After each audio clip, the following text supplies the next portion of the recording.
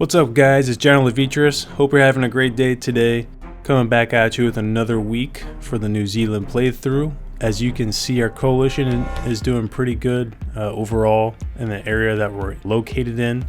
We've taken all of the Philippines in our last video. I was showing you guys that Australia and I were both assaulting the Philippines and we took it pretty easily, and now it's ours, so it's very good. We split it half and half. He has the southern half, I took the northern half. I also took this island here, and I grabbed two cities that I was in need of. This one is a supply city, and Manila up here is a rare materials city that I desperately needed. Now I haven't annexed them yet. My resources are still taking a while to boost up. I have a lot of arms industries in my country. I'll show you guys what it looks like right now.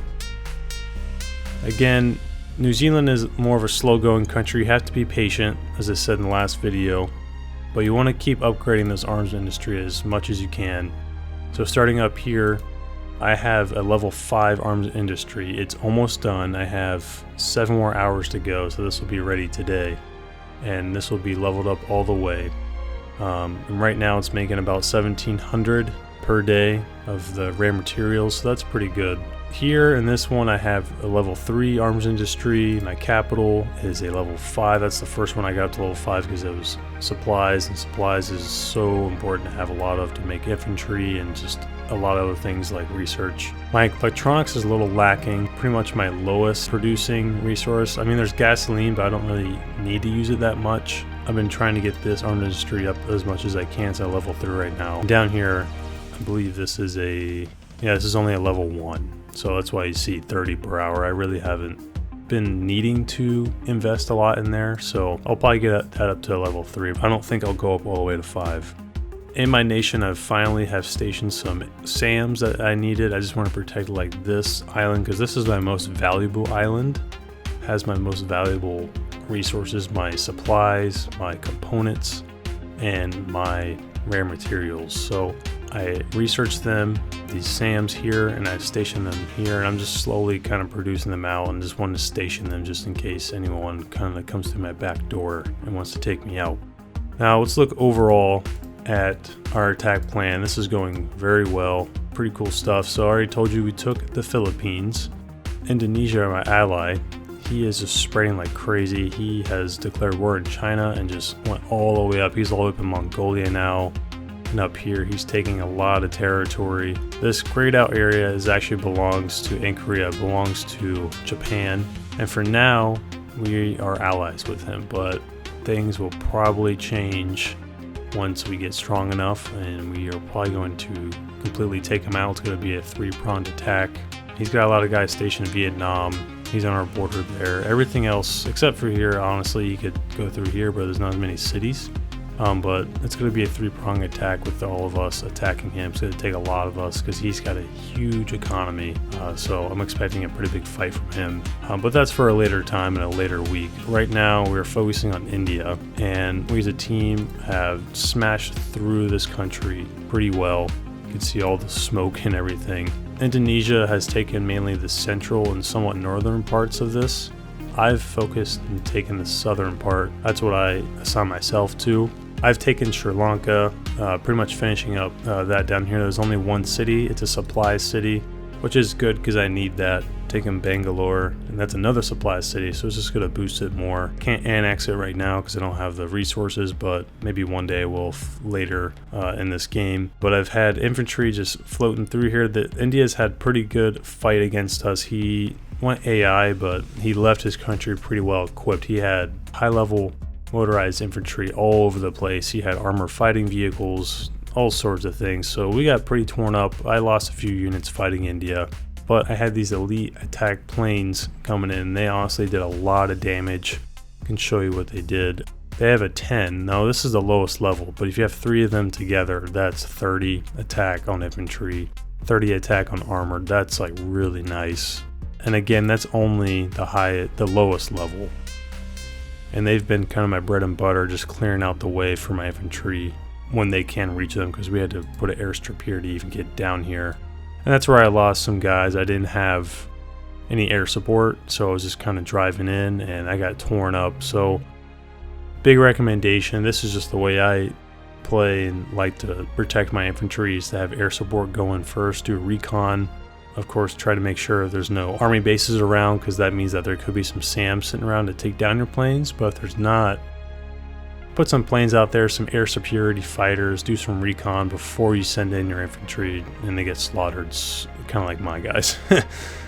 So that's what's going on with India right now. We're pretty much almost done with them. He doesn't really have many cities left. He's got this one here, but yeah, look at his health on this. He's almost done. And then Indonesia, no, this is Australia. He's doing some damage on this guy. Looks like, yep, just half health right there. So he'll take that city pretty soon. And the last city, that's a rogue nation. Last city that India has is right here, and I don't think it'll be that difficult for us. Indonesia is putting his navy. He's got a pretty large navy. He's got destroyers all over the place. Yeah, stack of 3, another stack of 3. He's planning on taking this country here, Oman, and set up a base that we can have here, and we're gonna have airstrips and fly him in, and then take Saudi Arabia. But for me, probably my next attack is going to be Pakistan. Pakistan is right here, and he's just naturally the next guy we're going to run into. He has asked to join our coalition, but he's at war with a lot of nations that are pretty powerful, like Israel. He's expanded all the way to here. Yeah, he's right here. He's like right on the next nation for us, and we don't want him in our coalition because he'll probably make us weaker, and then as we join him, we're going to be at war with other countries we don't want to be at war with. So always keep that in mind. When you have people applying to your coalition, look at who they're at war with, because that is critical. You don't want to be in a position where all of a sudden you're at war. Yeah, he's at war with Israel, Iran, and India. India doesn't really matter, of course, at this point. These two countries, we don't want war right now. Overall, things are moving pretty well for us. We're not the top coalition, but we're not doing too bad. We got 663 points. Now there's some other coalitions like this one. They got 1,400, 1,000, but we still got a long way to go. You got to make 4,000 points. So we're trying to catch up. Our biggest threat, of course, is this one. They have Poland, Israel, and Finland. Poland is the biggest enemy in this entire game, this match right now. He has expanded from his home country all the way across Russia.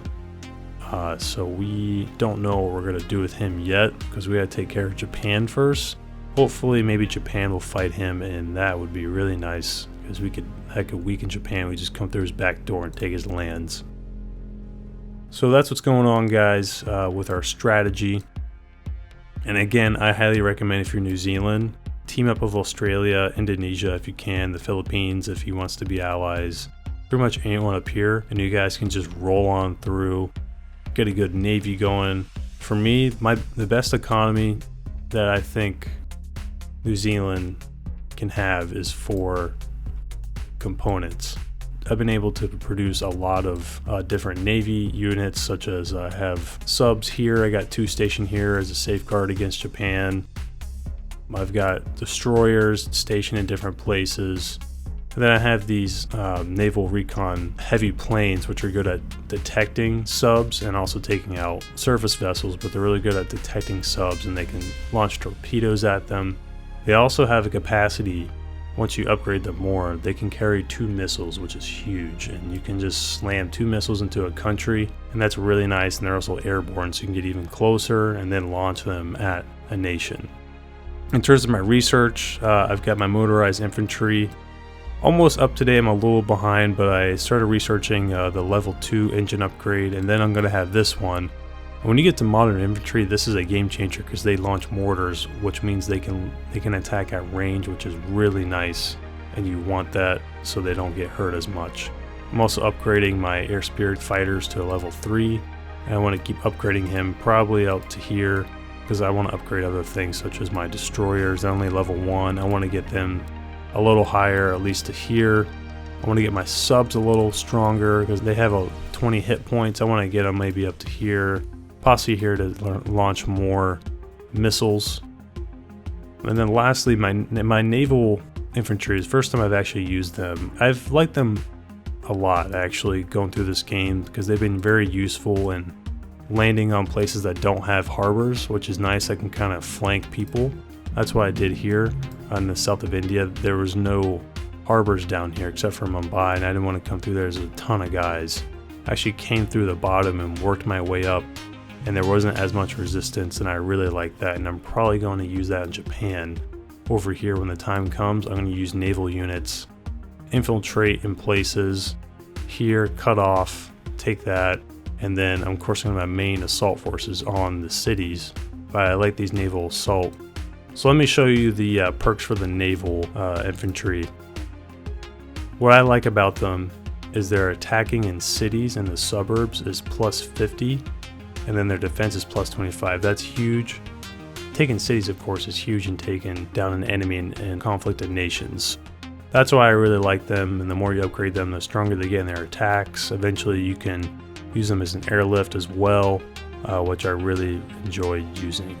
Hope you guys like this video. Subscribe for more content. I'm going to keep making more updates on this New Zealand playthrough. Let me know if you have any questions in the comments. Hope you guys are having a great day, and I'll catch you next time. See ya. Bye.